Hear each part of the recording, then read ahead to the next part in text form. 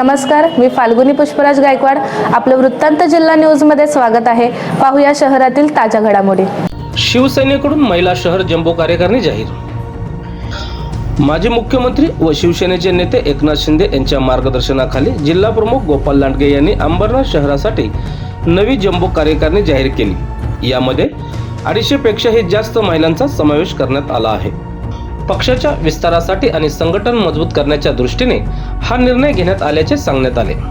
शिवसेनेच्या उपनेत्या विद्या पोटे आणि जिल्हा संघटक छाया वाघमारे यांनी या कार्यकारिणीची घोषणा करताना सांगितले की महिलांना पक्षात महत्त्वाची जबाबदारी देण्यात आली असून नवीन कार्यकारिणीत मालती पवार यांची शहर संघटक म्हणून नियुक्ती केली आहे.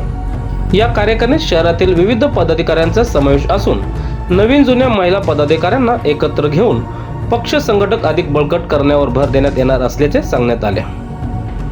सभा क्षेत्रातील अंबरनाथ शहराची कार्यकारिणी महिला आघाडीने आहे. त्यात मीना वाडेकर उपजिल्हा संघटक, शहर संघटक मालतीताई पवार, विधानसभा संघटक सुवर्णाताई साळुंके, विधानसभा संघटक अंबरनाथ दक्षिणच्या अनिताताई लोटे, उपशहर संघटक सिद्ध्या जाधव, वासुदेव शिरूर आणि रुपाली पाटील, पुन्हा अजून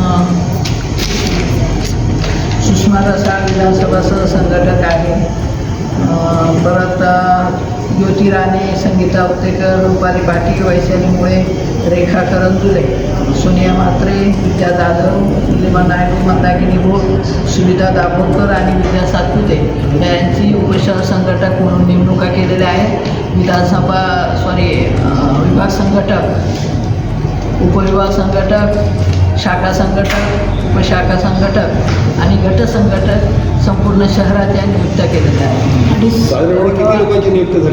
जवळजवळ 250 महिलांना पद वाटप करण्यात आले. महिला आघाडीच्या नेमणुका करताना खूप आनंद होत आहे. आनंद याच्यासाठीच होत आहे की आपण जर बघितलं इतर पक्षांमध्ये महिला अशा 1-2 म्हणजे महिलांची कार्यकारिणी नाहीच आहे, परंतु माननीय खासदार उपमुख्यमंत्री एकनाथजी शिंदे साहेब आणि खासदार श्रीकांतजी शिंदे साहेब यांच्या नेतृत्वाखाली जे मुख्यमंत्री असताना एकनाथजी शिंदे साहेबांनी महिलांसाठी काम केलं लाडक्या बहिणींचं, म्हणून महिलांचा ओघ जो आहे तो याच्यापूर्वी शिवसेनेकडे होता आणि आताही शिवसेनेकडे महिलांचा ओघ फार आहे.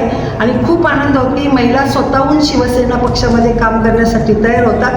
आणि अंबरनाथ शहरामध्ये तर इतकं सुंदर काम आहे महिला आघाडीचं. आपण विधानसभेला बघितलंच आहे की विधानसभेला लीड मिळाला, याच्यापूर्वीचा लीड आणि आत्ताचा लीड याच्यामध्ये खूप फरक आहे.